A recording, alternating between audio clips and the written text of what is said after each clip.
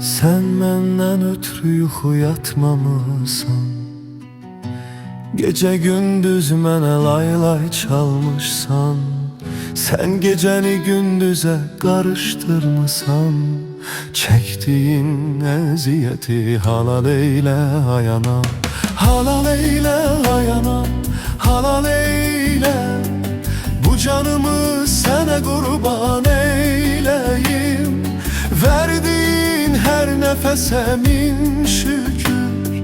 Cennet senin ayağının altındadır.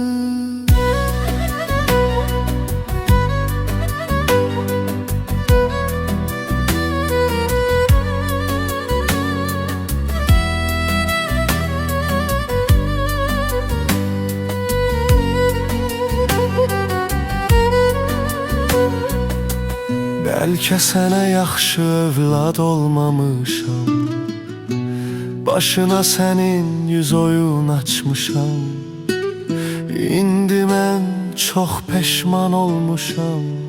Çəkdiyin əziyyəti halal eylə ayana, halal eylə ayana, halal eylə. Bu canımı sənə qurban eyləyim. Verdiğin her nefese min şükür. Cennet senin ayağının altındadır. Mən səndən hələ doymamışam. O qara saçlarını tez ağartmışam. Mən səni vaxtsız qocaltmışam.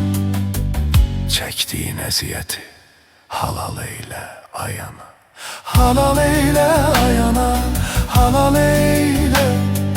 Bu canımı sənə qurban eyləyim.